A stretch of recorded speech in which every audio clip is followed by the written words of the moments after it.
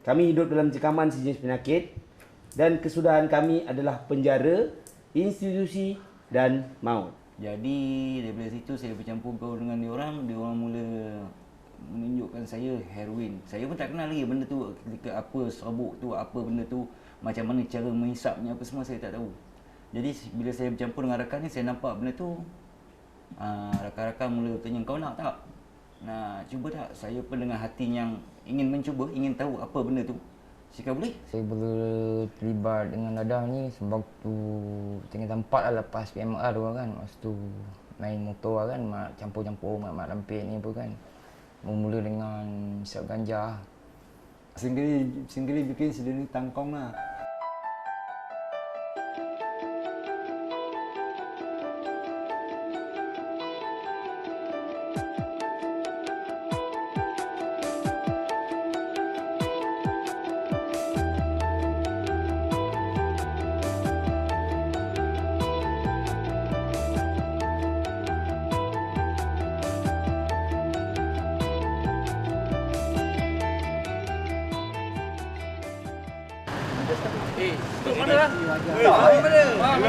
Woi, panjang umur member datang.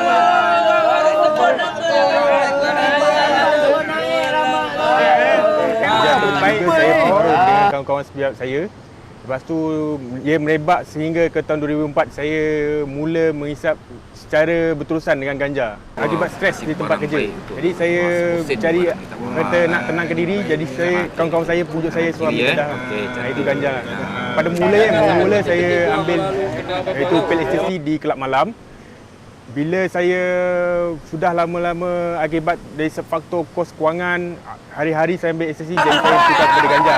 Setiap hari saya akan ambil ganja masa waktu bekerja dan balik daripada kerja. Mana nak siap ni? Sentul lah. Dah satu kerja lagi. Gila apa? Ingat aku ni apa?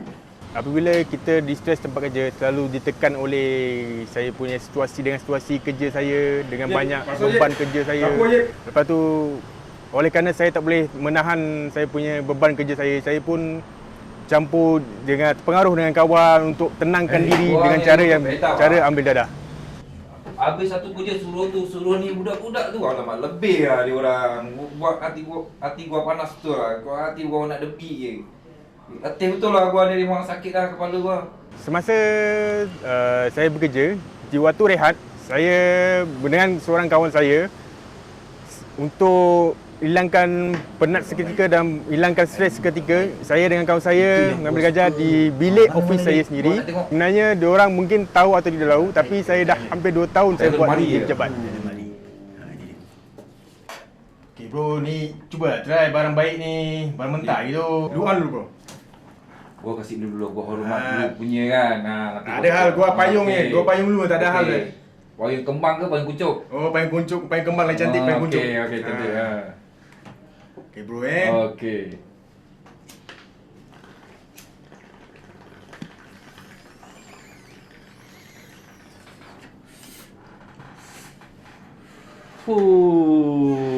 Beras. Masa saya ambil tu, sebelum tu saya ingat memang saya sebelum ni memang terlalu stres sangat dan tiba-tiba pintu saya diketuk.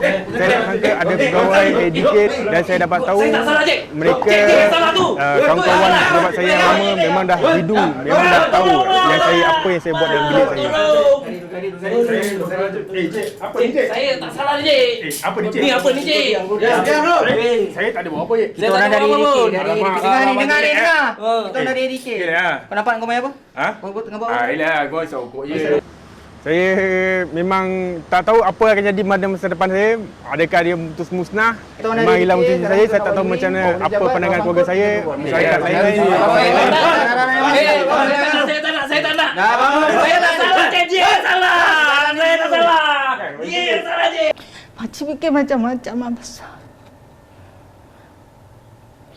Dia minta tolong adik dia tak nak jaminkan. Makcik malam-malam tak boleh tidur. Fikir macam mana anak makcik ke dalam lokap.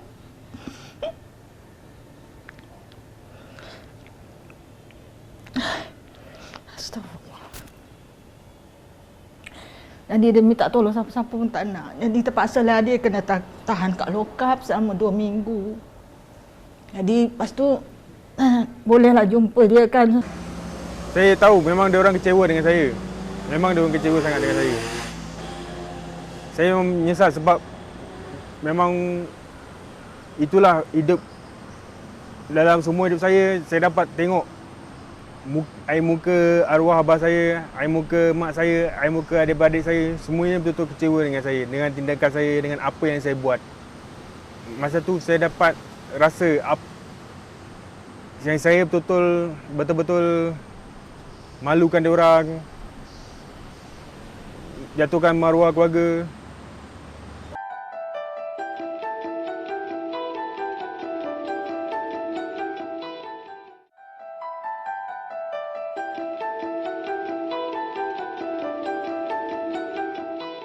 Kita maklum bahawa isu penagihan danda satu isu yang perlu kepada program rawatan sepanjang hayat dan perlu kepada program pencegahan yang lebih teratur lah. Dan kalau kita umpamanya kita nak mengambil tindakan drastik, umpamanya memenjarakan mereka seumur hidup, memenjarakan ataupun mengambil tindakan lebih kuat, umpamanya lebih ketah, umpamanya kalau dia menagih sampai 10 kali kita laksana hukum gantung umpamanya, itu adalah satu pendekatan yang tidak berkemanusiaan dan kita tidak dibenar pun mengambil nyawa orang kerana dia tidak melibatkan isu dia mengambil nyawa orang, bunuh dan sebagainya. Kerana ini mereka, kita percaya mereka masih boleh dikekalkan kepulihannya, tetapi memerlukan satu usaha yang lebih. Kalau kita mempunyai alat-alat personal macam ni, kalau boleh jangan kongsilah. Okey, dengan anak-anak ke, dengan kawan-kawan. Saya dijemput oleh pihak AADK untuk memberi ceramah berkaitan hepatitis B pada hari ini kepada peserta klinik metadon. Mereka ini adalah golongan orang-orang yang berisiko untuk mendapat penyakit-penyakit berjangkit yang kita panggil sexual transmitted disease seperti hepatitis B, HIV. So, untuk program ini kami dari pihak kesihatan datang untuk memberi peserta metadon ini pengetahuan dan kesedaran bagaimana untuk mencegah. Pada mula-mula dia diperintahkan untuk pengawasan tu memang nampak daripada raut wajah, daripada tingkah laku dia menunjukkan satu penyesalan lah. Penyesalan, lepas tu merasa macam dihukum lah. Sebab terlibat kemudian kena tangkap pula. Pada masa mula-mula saya rasa mulanya memang nak lari, tapi mereka tak marah saya, tapi malah bagi galakan, bimbingan masih berterusan tanpa penat, tanpa henti. Diorang tetap dengan bagi nasihat-nasihat dan galakan dan bagi saya semangat untuk hidup baru. Nak lalui proses pemulihan bukan senang. Nak hilangkan giat bukan senang. Maka perlu dibantu. Okey. Tetapi perlu dibantu itu tak cukup berhenti di situ. Saya nak balik pada benda basic tadi bahawa selepas dipulih dia, hilang giat. Dalam proses itu, agama kena masuk. Bermula dengan kefahaman, agama menentukan wawasan hidup, agama menentukan apa yang dia kena buat. Selepas ini, agama memandu arah dia. Kita rasionalkan baliklah supaya dia terima benda ni sebagai satu ujian, dugaan, dan kita juga rasionalkan supaya dia terima. Sekiranya dia tak ditangkap, mungkin dia akan lebih berlarutan lagi dan mungkin susah untuk dipulihkan lah. Dalam masa peringkat 2 bulan pertama, saya rasa diorang memang selalu bimbing saya, nasihat saya, dan saya masa mubah masuk bulan yang ketiga. Bulan 3 dan 4, 5 sampai bulan ke-6, saya rasa dah okey, bersemangat. Saya keluar, alhamdulillah, bersyukur. Memang saya boleh kembali, boleh keluar dengan hidup baru lah.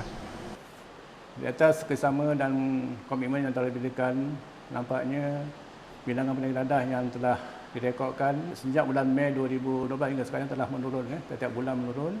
Dan sehingga ini daripada jumlah OKB tadi daripada 1,147, sekarang untuk akhir bulan September 2014 ini telah menurun kepada 720 orang.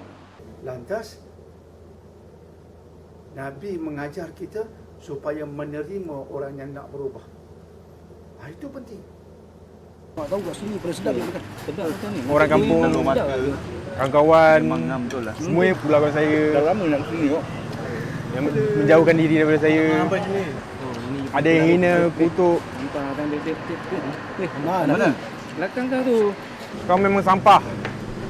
Sampai bila pun kau sampah. Bagi Maggi goreng 3 bungkus. Sampai mati pun kau tak sampah. Macam langau je Beb datang tu Beb. Keluar tiba-tiba sumbat hidung pun tiba-tiba busuk je ni Beb. Patutlah aku cium busuk Aku sama. Betul selera aku anak pada bau juga ni. Kita pindah tempat pukau aku tak selera bro nak makan ni. Tak payah pindah tempat. Walaupun belajar bagus, kerja bagus, tapi sampah juga. Itu yang menyebabkan saya betul-betul nak berubah. Yang saya bukannya sampah bagi pandangan dia orang. Peranan masyarakat memasyarakatkan penagih dan juga pegawai ADK ini adalah satu elemen yang penting. Maksudnya kita atas sini apa tujuan kita? Siapa boleh beri jawapan? Siapa yang boleh untuk berubah? Kenapa kita nak berubah? Kenapa kita nak ubah hidup kita?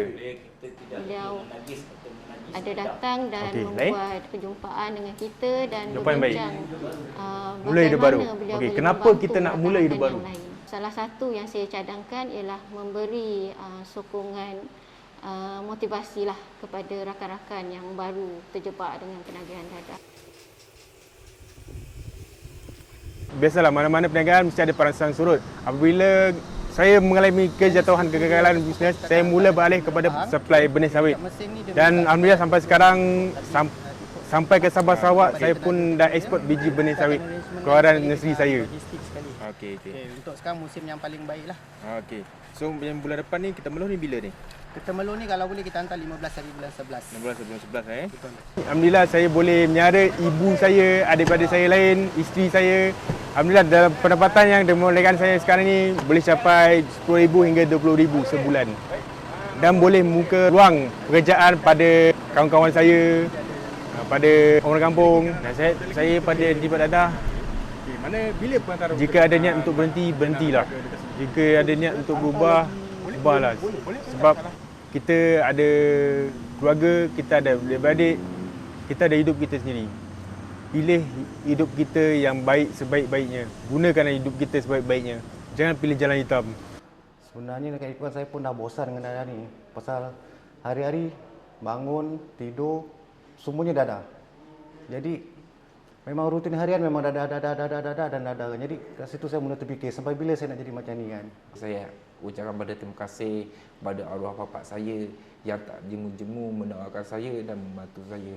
Saya rasa saya terharu bila dia dah pergi meninggalkan saya.